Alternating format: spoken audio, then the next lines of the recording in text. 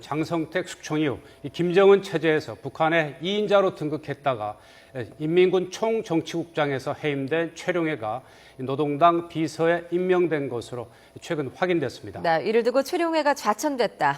또 여전히 김정은 제1위원장의 신임을 얻고 있다. 다양한 분석들이 나오고 있는데요. 최룡해 자리를 대신한 황병서 신임 총정치국장의 행보에도 관심이 쏠리고 있습니다. 김진무 국방연구원 박사와 함께 자세히 분석해 보겠습니다. 어서 오십시오. 안녕하세요. 네. 김 박사님, 앞서 방금 이제 기사로도 전해드렸듯이요. 네네. 인민군 총정치국장에서 물러난 뒤에 네. 당 중앙위원회 비서로 임명이 됐어요. 네네. 당 중앙위원회 비서 어떤 자리입니까? 당 중앙위원회 비서는 이제 북한의 이제 북한 당의 중앙당 조직 중에 아주 막강한 정책을 위반하는 그런 조직이라고 봐야 되겠죠. 네. 그 비서국 안에는 뭐 교육 분야도 있고 대남 분야도 있고 또 여러 가지 국제 분야도 있고 여러 가지 분야가 있습니다. 뭐 강석주 부총리가 이번에 국제 분야 담당 비서로 임명이 됐고요. 네.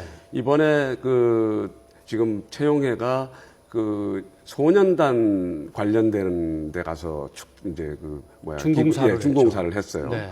이걸 봐서는 아마 근로단체 담당 비서가 아니겠느냐 이렇게 추정을 하고 있습니다. 네. 예.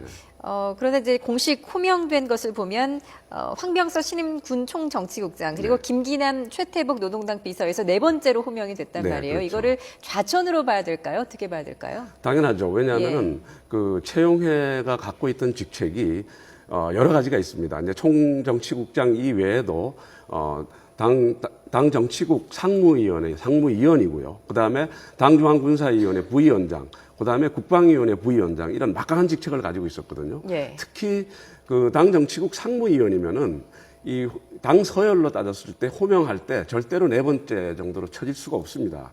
네, 그렇다면은 지금 최용해가 당 비서로 가면서 정치국 상무위원 같은 어떤 그런 중요 직책들은 아마 다 해임되지 않았을까 그렇게 추정이 됩니다. 네. 예. 이 당 중앙위원회 비서가 한 10여 명 되죠? 네네, 그렇습니다. 네. 그 중에서도 이제 좀 이 근로 담당 쪽 비서는 약간 비중이 낮다. 그렇죠. 이런 특별히 할 일이 그렇게 많지 많죠. 않은 곳이죠. 네. 자, 그리고요.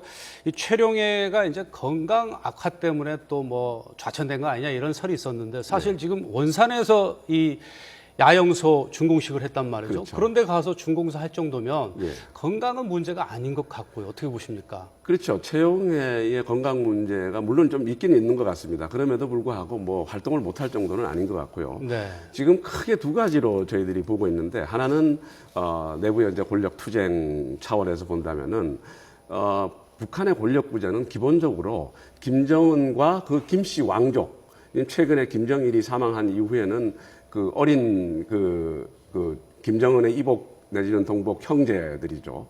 그들이 아마 정치의 핵심에 있을 거라고 보고 있고요. 네. 그 과정에서 최용해가 권력이 너무 비대해지니까 김씨 왕족들한테 견제를 받은 것이 아니겠느냐 이제 그런 추정이 하나 있고요.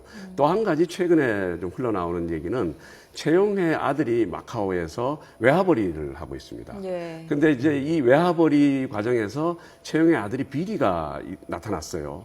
그 비리가 나타난 게 결국은 최용해의 권력을 등에 업고 결국은 한 게 아니겠느냐. 이런 비리는 결국 제2의 장성택과 같은 어떤 그런 유사한 그런 양상이네요. 예, 그런 문제 때문에 아마 김정은의 어떤 질책을 받고 최용해의 권력이 너무 비대해졌다라고 견제를 받은 게 아니겠느냐. 예. 네. 그렇지만 최용해가 갖고 있는 빨치산 후에 또 최연의 아들이라는 상징성 때문에 아마 숙청까지는 가지 않았겠느냐 이렇게 보고 싶습니다. 예, 그렇군요. 예.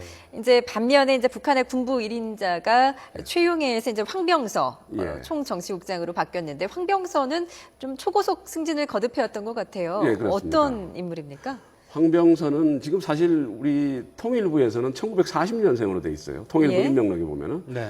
근데 2010년도에 우리로 얘기하면 별 2개를 달았죠. 그 몇 년 전인데 40년생이면 70대 중반이라는 그렇죠. 얘기죠. 예. 그거는 아닌 것 같고요. 뭔가 안 맞는 것 같은데. 예, 뭔가 안 맞는 것 같고 또 사진을 봐서도 70대 중반의 얼굴은 아닌 것 같습니다. 근데 이제 가장 중요한 거는 조직 지도부라는 게 북한의 최고위 각층 엘리트들 한 3천여 명을 통제하고 감시하고 관리하는 그런 곳이기 때문에 아주 핵심 중에 핵심 부서죠. 예. 거기에 두 가지 부서가 있습니다. 하나는 당 담당, 하나는 군 담당이 있는데 황병서는 군 담당 부부장이었죠. 근데 부부장이었다가 그 위에 제1부부장이 있고, 근데 2년 만에 부부장에서 제1부부장, 제1부부장에서 총정치국장으로 지금 올라갔단 말이죠. 예. 그걸 봐서는 아마 그 황병서가 원래 정치장교였을 가능성이 높습니다. 네. 그러니까 총정치국에서 근무를 하다가 그 조직지도부로, 당 조직지도부로 옮겨갔다가 다시 이쪽으로 복귀한 게 아니겠느냐. 이제 그렇게 볼 수가 있죠. 네. 예. 그리고 또 김정은과의 또 개별적인 뭐 인연이 있다고 하던데 그거 혹시 뭐 글쎄요, 들으신 적 개별적인 인연보다는 뭐 그건 제가 정확하게 모르겠습니다만은 네. 하여튼 지난 2년 동안 예를 들면 작년도에 김정은의 어떤 공개 활동 수행이 최용해가 한 100번 조금 넘었고요. 그리고 황병서가 한 60번을 넘습니다. 두 번째로 많았고요. 네. 금년도에는 단연 1등입니다. 22번을 수행을 하면서 단연 네. 1등으로 가장 많이 수행하고 있는 핵심 측근으로 지금 부상을 하고 네, 있습니다. 그때부터 어떻게 보면 좀 뭔가 시사한 바가 있는 것 같은데요. 아무래도 독재자에 가장 가까이 있는 사람이 가장 핵심 실세가 아닌가 네. 볼 수 있죠. 자, 그리고 지난달 9일 평양에서 최고인민회의가 개최되지 않았습니까? 네. 거기서 최룡해가 국방위원회 부위원장으로 임명이 됐는데 네. 한 달도 안 돼서 조국 총정치국장에서 해임이 됐어요. 네. 그리고 총정치국장이 이제 황병서가 됐는데 이 시기에 얼마 되지도 않아서 이렇게 교체한 배경은 어떻게 보십니까? 그러니까 그 아까 말씀드린 대로 그 이제 채용회는 개인적인 어떤 뭐 문제, 비리가 너무 그때 드러났거나 아마 이제 그런 가능성이 높다 저는 그렇게 봅니다. 예. 예. 근데 이렇게 이제 잦은 군부의 교체가 혹시 이제 김정은 체제의 좀 불안정성을 방증하는 게 아닌가 또 이런 생각도 들거든요. 예, 그렇습니다. 예. 사실 북한이 이제 김정은 체제가 출범하고 나서 2년 동안 많은 인사가 있었죠. 특히 군부 쪽에 인사가 많이 있었습니다. 뭐 오르락내리락 예, 굉장히 예. 뭐 이제 변화가 그런 인사 심했죠. 가운데 보면은 2012년도 7월 달에 이영호가 일단 그 막강한 위치에 있다가 해임이 되죠. 예. 그 해임되는 과정을 보면은 장성택과의 그 어떤 군부 외화벌이 이권 다툼이었습니다. 이게. 예. 그런 어떻게 보면 권력투쟁이라고 볼 수 있죠. 그 과정에서 이영호가 나가면서 또 그 관련되는 어떤 연관되는 사람들이 또 물러나고 또 새 사람이 들어오고 예. 또 장성택의 처형과 관련해 가지고 또 여러 가지 부서 간의 어떤 그 갈등이나 이런 것들이 또 새로운 인사를 물고 오고 그런 것처럼 북한 내부의 어떤 인사가 김정은의 유일 지도 체제 강화를 위해서 물갈이 인사, 김정은 시대 사람을 정부 내보내고 자기 사람으로 새로 들어오는 물갈이 인사인 것도 있지만 지난 2년 동안 북한 내부에 이영호, 장성택이라는 두 어떤 막강한 실력자가 물러나는 과정에서 만들어진 어떤 권력 투쟁의 결과이기도 하다. 이제 그렇게 볼 수 있죠. 네. 이 최근에 있었던 이 최룡의 해임과 이 황병서의 어떻게 보면 이 초고속 승진과 관련한 어떤 네. 북한 권력 내부 얘기했고요. 이번에는 이제 북한의 핵과 관련한 문제 좀 짚어보죠. 네, 네. 이 당초에는 지난달에 4차 핵실험 징후가 굉장히 높았었는데 네. 일단 그 수면 아래로 가라앉은 것 같아요. 네, 네. 하지만 북한에서는 핵실험에는 시효가 없다 이렇게 밝혀서 뭐 장기적인 카드로 이걸 계속 가져가면서 뭐 협상을 할 것인지 그래서 장거리 미사일이라든지 또 로켓이 이제 또 우리가 걱정해야 될 문제가 아닌가 싶은데 어떻게 보십니까? 핵과 로켓은 사실은 같은 한 몸입니다. 왜냐하면은 핵무기라는 거는 핵탄도 미사일로 결합이 될 때만이 그게 무기로서 효력을 갖는 겁니다. 그렇기 때문에 핵실험은 핵 폭발 장치를 실험하는 거거든요. 근데 미사일은 탄도 미사일을 실험해서 그 두 개를 결합했을 때 핵무기가 되는 거죠.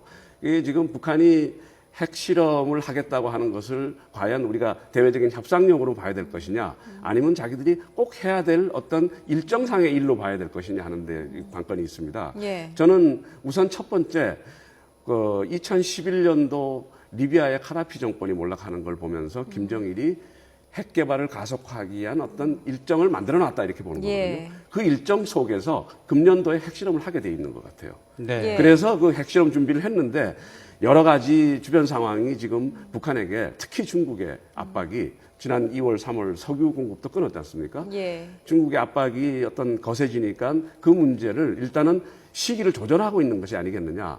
그 대신 어차피 핵과 미사일이 같이 갈 거라면은 미사일 쪽으로 방향을 돌려서 핵보다는 미사일이 아무래도 자기들이 내세울 명분이 인공위성을 내세우면 되니까요.